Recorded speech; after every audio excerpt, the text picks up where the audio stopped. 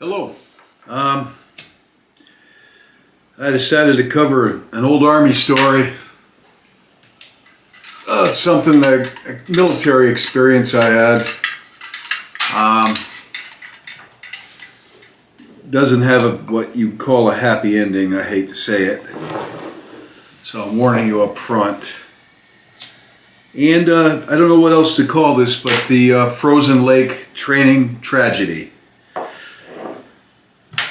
And this took place in the Adirondack Mountains in New York State back when I was in the Army, and I was a training sergeant and leader. Really pretty much led the entire company, infantry company up there. I don't know what to do with these candles. Right. There. Oh, I like the candles, and a few of you said you do. Some don't, but yeah, I'll get to the story in a moment. It's been a long day, work, and though it's Sunday night, this is kind of my Friday because I don't have to work Monday and Tuesday. That's presently my work schedule. So this event took place in the Adirondack Mountains back in the 90s, and I was a training sergeant for an infantry company. And I want to tell you something about my military experience, and if I seem kind of out of it, I am kind of tired, but I want to drive on with this or I'll never get these done. You know, I wasn't planning on making this video. Let me interject before I continue. I wasn't planning on this, just kind of spur of the moment thought, let's tell that story, because it's been very cold here in central New York where I live. I mean, I got up this morning and I had ice in my kitchen sink. Ice. And my house is so poorly insulated in some places. It results in that. It was pretty cold in here. Even though I had the heat going full blast, I think it was like 42 degrees in my house. And outside it was below 0 Fahrenheit, that is. And it's got to be the coldest house I've ever lived in, because I've lived in a lot of homes in upstate New York and never froze like in this one. So I keep telling myself this is the last winter I'm doing in this house. I pay a lot to stay here, and it's in a nice quiet place in the village. I like it, but it is no fun in the winter here. Well, we'll see. So back in the 90s, I was a training sergeant for a New York Army National Guard infantry company. I had 20 years in the Army. And some of it was regular Army, like when I was in the 82nd, and some was as a training sergeant, full-time active duty, training National Guard companies, infantry, because I was very highly qualified infantry leader. And I will make that claim. I was, and I don't know, still am, I guess, in a way, but, well, you know, I wouldn't say I've ever done anything, you know, heroic. I'm not a war hero or anything like that. I'm not a war criminal either, for that matter. But I've got quite a bit of experience. I've been in the Middle East, Central America, Alaska, more than I wanted to be. Because what I was doing in Alaska basically was freezing. Learning how to live outdoors in extreme cold weather. And that came in handy for this story, for my company, my group of men. It came in handy. The other group that was with us, I didn't know any of these people personally, and they were not ready for it. So let me get into this. All right, I was stationed up around northern New York, near Plattsburgh, in that area, in the mountains. And I made a lot of contacts with other military people that were trainers like myself. And I made contact with some major in Quebec, Canada, Quebec. And we, even between him and me, we made a bunch of joint training exercises between Canada and New York, which was pretty cool, where we all trained together. And I thought it was pretty cool. They all spoke French. They're from Quebec. And they're pretty good. I thought they're a pretty good bunch. And I also made friends with a helicopter unit, aviation unit, in Vermont. And that came in handy, honestly, because their leader there, he was another, I think he was a major. He was really happy to make acquaintance with us because he saw it as pretty good training for his own group of pilots with helicopters. And he'd fly over. I always had my own helicopter. He'd fly over, and I'd pop smoke. We'd be on the phone talking, and let's go check out a training area where we can bring our company and some other people, airlift them and helicopters, and drop them into some remote place in the Adirondacks that you can't get to easily. So we could do some winter training, right? It was an infantry company. And he'd fly over, which was pretty cool, just to fly around helicopters. It's kind of rare unless you're a pilot. So I've flown around quite a few military aircraft, but this was the first time I flew in one of these observation that he flew. Helicopter, it looked like it just had like a glass bubble, kind of. It's just for observation. I forget the nomenclature of it. But it's just a two-seater, the pilot and myself. And he'd say, all right, I'll be over at 11. And I said, okay, I'll have the pizza and the coffee ready. And I'd pop smoke and knock it off, puppy. The dog's over there going at it. I'd throw a smoke grenade so that when he came in, he could see which way the wind's going and all that. And he'd land his helicopter, and I knew how to land helicopters and all this and that. An LZ landing zone. And then he'd come inside, and we'd sit down, and he'd roll out the map, and we'd talk about our plans where we're going to fly that day in the mountains, and chow down on some pizza and joke around a bit. And my dog, the squeaky toy. If you hear something, it's my dog. I'm gonna drive on. So yeah, we got in a helicopter and we flew all around the Adirondack Mountains in a helicopter, and that was pretty good. We reconned a lake. I don't even know the name of the lake offhand. It was a very remote, small lake in the mountains. And the Adirondacks is dotted with lakes. Here's a map of the Adirondacks Mountains in northern New York. It's a federal park, largest federal park in America. That's not to say it doesn't have towns and stuff in it. The whole northern region of New York State pretty much is a federal park. Here's a map. Now I want you to take a look at this and notice how many lakes, tiny little lakes, pond size, good sizes, all kinds of lakes all throughout the Adirondacks. And we were up in the northeastern section of this, and we flew west, southwest to some small lake. I don't know what it was, what the name was. Might not even had a name. Well, they all have names. Even the ponds have names there on the maps. So we flew there around there, and we came back, and we had our plans. We were going to pick up map off.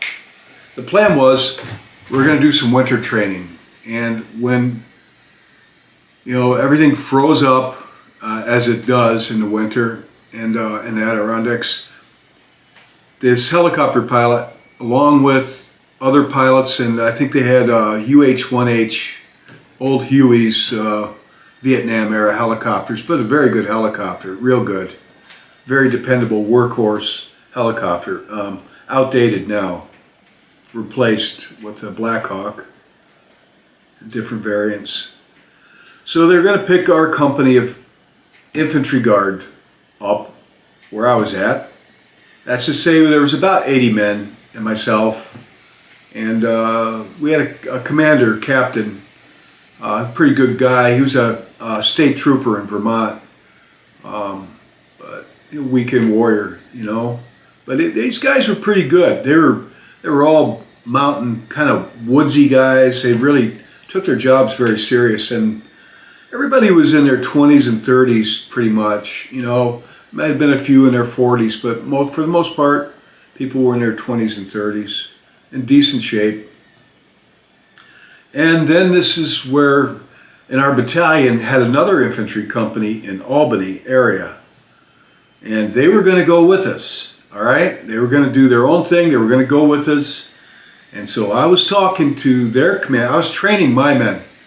I took like 3 months getting my guys ready to deal with extreme cold weather. And I'll tell you, here's a picture of me before this happened. That's a picture of me in Alaska at the U.S. Army's NWTC, Northern Warfare Training Center. And I parachuted in there with my company, Charlie Company, 2nd 504th of the 82nd Airborne. And that's all we did every winter. We went to Alaska and we would parachute in, and at this place was a school where they had instructors that teach us how to live off the land, how to live in a snow cave, you know, how to live in wintertime, extreme winter in the Yukon or the Arctic. And it got cold. It got down to 63 below zero when I was out in the woods living in it in Alaska that one winter. So we'd go back every winter. We trained every winter. Here's another picture of me back when I was in my 20s in Alaska. That's a close-up of myself in the Army, you know, the white camo. Here's a picture of a group of friends of mine. Just we're clowning around. We weren't training, but we were out living in the woods. There's that. I remember all these guys. I remember they were all my buddies. They were my Army buddies. We were a really good bunch. That group, 1st Platoon, Charlie Company, 2nd 504th, Parachute Infantry Regiment of the 82nd Airborne. When I was in that, they were like my alma mater. Really love those guys to this day. And really great group of guys to be with. You know, all of us were in our 20s then, and kind of lighthearted, but took our job extremely serious as well. So, pictures off. So, I kept calling this company in Albany and talking to their commander. And I said, "Sir, do you want me to come down for a weekend and train your men on, you know, cold weather training, how to deal with the cold?" No, we got this. I said, "You got to take this serious." I really tried to hammer it in respectfully that they really needed to be prepared for this. And I'm very good at this. I've got a lot of, I'm going to tell you the truth, I don't like cold weather. But I wound up freezing so much in the Army. I've been to the Army's mountain climbing school in Vermont. I've been to the Army's winter phase in Alaska, mountain climbing, you know, pitons and all that stuff, you know, ropes and climbing buddies. I've been to the Northern Warfare Training Center, and I have a lot of other cold weather training. So I really made sure my guys had their stuff together. They knew how to use the equipment and how to take care of themselves and each other, because you have to look out for each other in that kind of environment. That's paramount. You really need to people tend to isolate, and I'll get into that. But the company in Albany, south of us, they kept insisting that they were okay. They didn't need my help, and okay, I had some misgivings because I kind of had an idea what we were getting into. Well, the day come to fly out to this lake, and they picked our company up, and it was cold. It was real cold. and I mean sub-zero. And we weren't going to be sleeping in tents. We were going to be sleeping in the snow caves. And yeah, it was pretty cold. But my commander decided we're going to go ahead and go with it, and all the guys were up for it, you know. And so we got on these helicopters and we flew out, and we landed on this lake that the snow was waist deep, and the lake was frozen solid in the mountains, surrounded by nothing but mountains, way out in the wilderness in the Adirondacks. Snow's waist deep. Helicopters come down. We all got off the helicopters. Nice ride. And we moved off the lake into the woods, and we're just going to do some basic infantry training, you know, maneuvers and stuff like that. And the first order of business was safety. And I had my guys set up a warm-up tent, one tent. And we had Akios. And here's a picture. These aren't of my guys. These are just pictures I got off the web, Army pictures. But here's one. What you see here is an infantry squad pulling a sled called an Akio. And in that sled is all your squad's gear. Your water, your food, ammunition, your tent, a little tiny stove that goes in there that you can put anything in there. It really heats the tent up real fast if you know what you're doing. And here's another picture of the same Akio. I don't know who these people are in these. These are just things I found off the web. You can see what type of stuff they've got in their Akio. It's just gear. And behind them you see a squad tent here. And that's an Army squad winter tent, cold weather tent. And you could pack 11 guys into that like sardines with their gear, their weapons, and their sleeping bags. So I had my group, we loaded up, we all had Akios, and we're pulling these sleds through the snow, you know, like a dog team, because that's the only way you're going to move things around. We didn't have snowmobiles or anything like that. Let's picture off.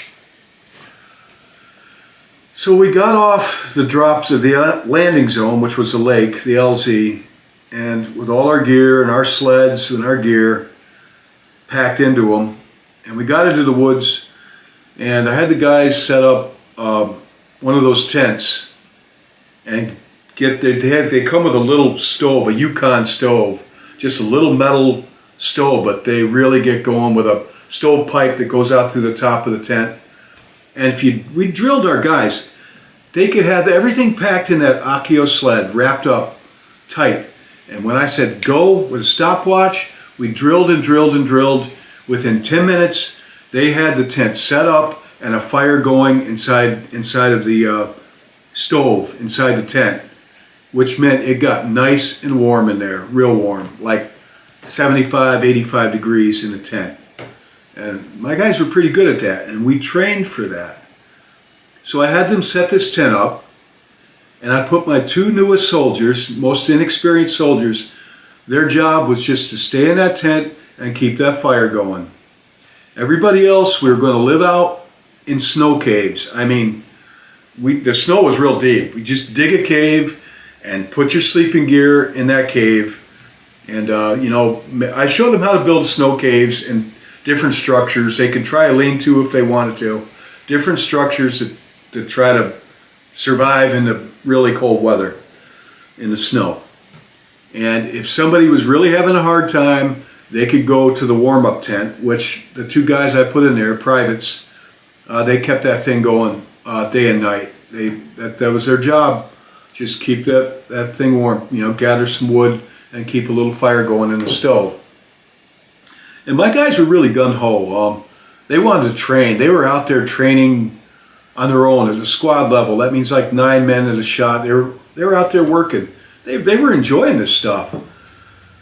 Then the other company flew in, and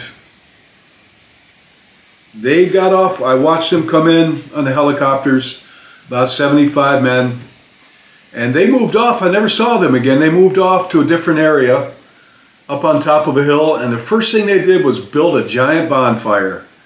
which really was not a good move, honestly. They had a tent, they did not set their tent up.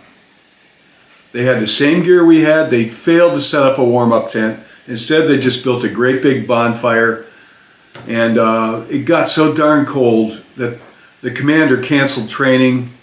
He said, everybody just try to stay warm. It got down, that night, I am told, it got down to 43 below zero Fahrenheit. Minus 43 degrees Fahrenheit that night. And we're sleeping outdoors in the snow in it. Okay? Granted, we have a lot of Army gear. And if you wear the Army gear, back then it had like a parka. Hold on, I gotta give my dog a snack. He carries on when I'm talking. Here you go, pal. Be quiet. There you go, buddy. Bon appetit. That'll shut it. Right. You know, some of the things I told the guys is when you've got all that, like the Army parka and all the Army gear that they had at the time, Mickey Mouse boots, VB boots, vapor barrier boots, they will keep you, all that stuff, if you wear it right, it will keep you warm. I know that. I've done it in Alaska, I've done it in the subarctic triangle, the Yukon, and actually northern New York. 43 below zero ranks right up there with Alaska pretty much as far as I'm concerned when it comes to that kind of extreme cold weather. And but the problem is when you got that on, you almost feel like you're in a spacesuit with all that cold weather gear on. And I told my guys, watch out for each other. We had a buddy system. If you see a guy just standing there, and this happens, he's just standing there by himself, he's not doing anything, he's just standing there. Honestly, he's standing there miserable. It is miserable when it's that cold out, unless you're busy doing something. Be on the lookout for seeing guys just standing there, not talking to anybody. If you see somebody do that, go up to them, talk to them. If you're their sergeant, get them busy doing something. You know, keep people active and keep an eye on each other. And periodically, I want everybody check to make sure there's no frostbite. And also, like I drilled it into them, the keyword cold, C-O-L-D, cold. It's an acronym, right? A training, cold, C, keep clean. C, keep clean. Keep your gear clean. Keep your clothing clean. Dirty gear is not as effective as clean gear. You know, for keeping you warm and dry. Don't overheat. Don't overheat. Layer. You know, if you're out working, you know, open up, overheat so you don't get wet inside with sweat. And then when you stop moving, that sweat's going to freeze. So don't overheat. L, layer your clothing. It goes along with don't overheat. So keep your clothing layered. And D, keep everything dry. You know, if you get fuel on you, kerosene or any type of fuel or oil, it will pretty much ruin any insulation effect of your clothing when it comes to wind and cold weather. Also, this plays into things. D, keep things dry. You're walking through waist-deep snow, you're going to get covered in snow. If you go into somewhere warm, like the warm-up tent or by a fire, make sure you brush all the snow off you so it doesn't melt on your clothing, and then it will freeze once you go back out into the cold. A lot of stuff like that I taught my guys, and I felt confident they were ready to do this. So the training went on and it got nighttime, and Sergeant Shank, that's me, I was in a snow cave freezing my buns off by myself, and I just about managed to get to sleep. And I was in a dug a snow cave in the snow, and I was in it in a sleeping bag, and I hear somebody walk up. I hear a guy walking through the snow, And he says, I'm looking for Sergeant Shank. Sergeant Shank. I go, I'm right here. You know, they couldn't see me. I was down in the snow, you know, buried darn near. What's up? This gets sad. He says, Sergeant Shank, he says, you better come to the warm-up tent. He said, there's a couple guys from the other company, the one from Albany, and he said they're in pretty bad shape. I said, all right, I'll be right there. Oh my God. Because I heard those guys, they built a rip-roaring giant bonfire. I could see it up on the hill, maybe about 300 meters or yards away from where we were. No, more than that. About 300 or 400. But they built a great big fire and sounded like they were having a good time. And then finally everything got quiet. They all must have went off to go to sleep in snow caves because they did not set up a warm-up tent, for one thing. And what do you think happened when these guys that were probably covered in snow walk up to this bonfire? All that snow melted because they didn't train to make sure you take the snow off your clothes, and it melted. And then when they trundled away from the fire to go try to get some sleep, you know, whatever they were doing, it froze. It got down to 43 below zero Fahrenheit. Well, I got dressed and I didn't get any sleep that night as I got into, I went down to the warm-up tent, and the two soldiers that I put in charge of keeping the fire going did a good job. And I got in there and it was dark in that tent. It was probably about 3 or 4 in the morning at this point in time. And it was kind of dark, but there was a little bit of fire, there's some flame, and there was a guy sitting down on the ground crying. This was awful. And I don't make light of this. There were 2 men from the Albany company in there hurt. And the one guy was a sergeant, and he was on the ground, sitting down on with his back up against the side of the tent, and his legs out straight, and his legs were frozen. And one guy told me, I didn't check it out, but one of my guys very discreetly told me the guy's leg was frozen solid, like wood, frozen. And the guy was whimpering, he was crying. I was trying to talk to him, and he was very upset. He knew he was hurt bad. The other guy had frostbite on his face and his fingers. You could see it, the white. It turns white. A white guy. It looks like, almost looks like a white bandage. It turns cotton white. You see the white, and it's, you know, somebody of color, it'll turn grayish. So I said, all right, we got hold of my commander. I said, we've got to evacuate these guys. And he caught up. He had a lot of pull, being a state trooper in Vermont, and he got some, I don't know what he did, but they had ambulances out to the nearest road to where we were. They couldn't get an ambulance to where we were. We were out in the middle of nowhere. So I had my guys, I had the men in my group, hats off to them to this day for what they did. They all worked, they pitched in like a team. And the rest of that company, you know, they came down and we just started rotating people in and out of my tent, warm-up tent, and make sure there weren't any more casualties. So my guys loaded this guy with the frozen legs up in the Akio sled, like I showed the picture of it. They loaded him up in a sled. Actually, they loaded both those guys up in sleds. And they all put all the, you know, strapped in like a dog team. And they pulled those guys in sleds out through the snow all the way up to the road where the ambulance were, and the ambulances took them away. It was pretty grave. And we all eventually moved up to the road. It was the end of training at that point. And they had some army buses that came and picked us up.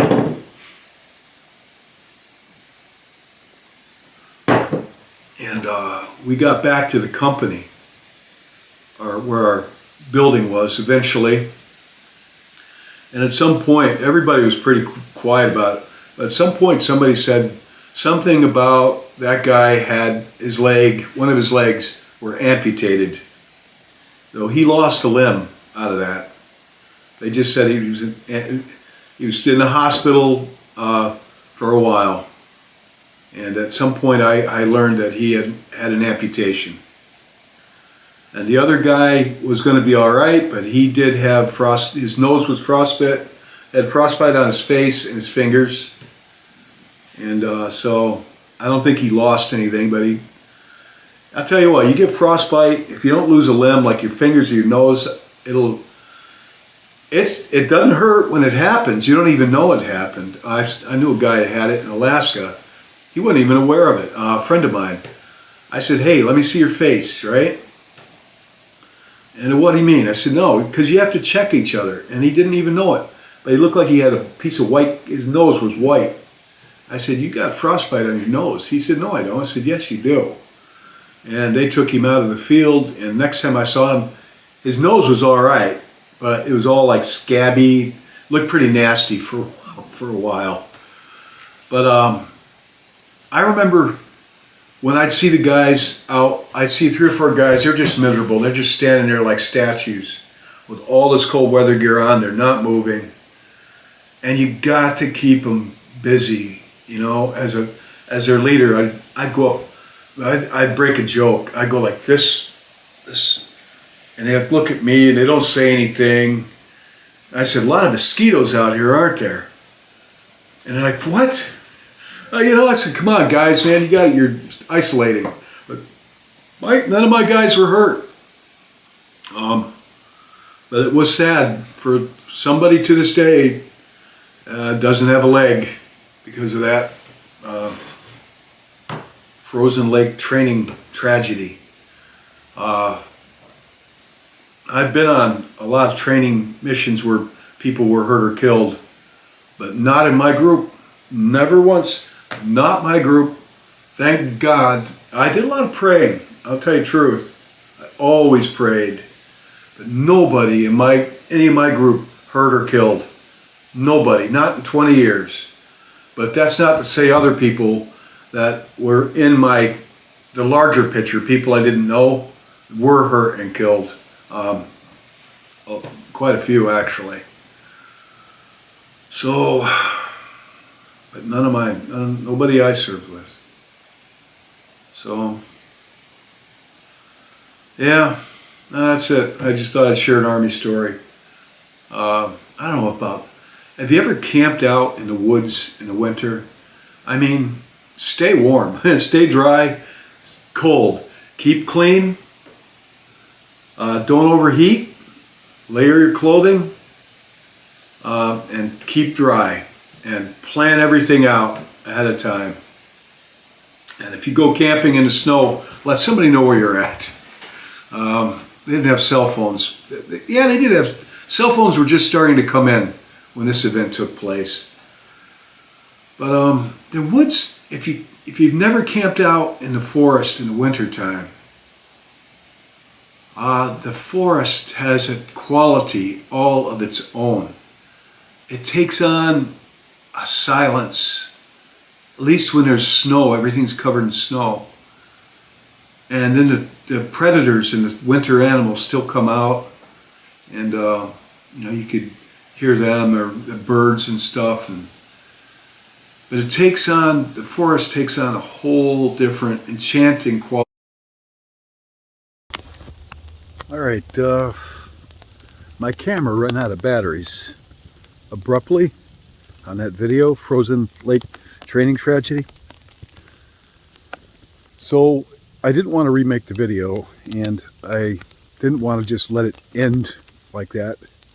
So I actually got my cell phone, decided to come outside and make a little video to close that up.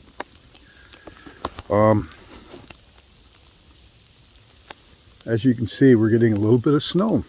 Goes with the theme. You know, I've got a lot of friends that have moved south to warmer climates, but they don't have to deal with this anymore. Look at all the snowflakes. It's supposed to do this for the next 24 hours. It's going to pile up. And they tell me that I'm nuts not to go somewhere where it's warmer. Because honestly, These winters are hard on man, beast, nature alike. But I would not trade it for anything. We have 4 distinct seasons here. And something about having 4 distinct seasons, including winters like this, they kind of help you mark the passing of time in life. And so I like it. I mean, I know sometimes I don't like it. Sometimes I can't stand it. But I try to tell people, they just don't believe me. They just shake their heads. People that live in warmer climates. When I say no, I like having the 4 seasons. The older you get, it gets more difficult. It's more difficult. But I wouldn't trade it. So that's it. That's one thing I learned to do in the Army, was freeze. I mean, it left a mark on me. And there's still some weather that makes me cringe inside, makes me remember some of the suffering I went through, honestly, real suffering in the Army. Because especially in my day, we didn't have a lot of the high-tech gear and things. I don't know what they do nowadays. But we lived out in this stuff we didn't have tents. Normally, we just lived out in this stuff like animals. And it got pretty miserable. And yeah, you learn what to do. You learn how to take care of yourself and take care of your buddies. Make sure they're all right. You look after each other. So you learn from it. But there was a tragedy that I'll not forget, that man in that tent crying. I mean, he was just kind of silently sobbing. And I tried to talk to him, and he wouldn't talk. He just sobbed. It was sad. I definitely have learned to have a respect for the winter and cold weather in the Army. And I'm also thankful that I've learned how to kind of survive in it, live in it. I don't know. I wouldn't want to have to if I could help it. I'll just put it that way. So, all right, look at all the snowflakes. Yeah, don't you love it?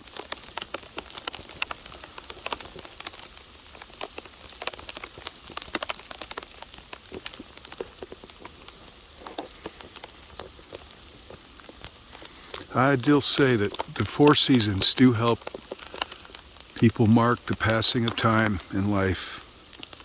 And here I am, another winter, another summer gone by.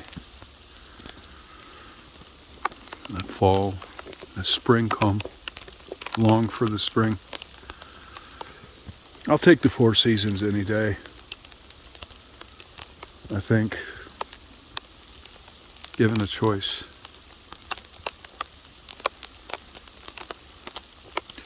Good night and God bless. Oh, I used to live over there, ironically. Years ago, I lived where the lights are on over there. A stone, it used to be a horse carriage house, stone house. It was not haunted, except for one event. I told a story about it. When Tomorrow Never Comes, that's where I was living when that happened.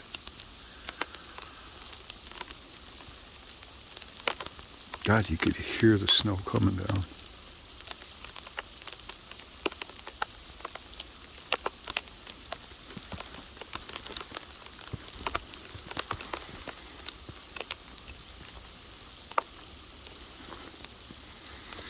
Oh, well, good night. God bless.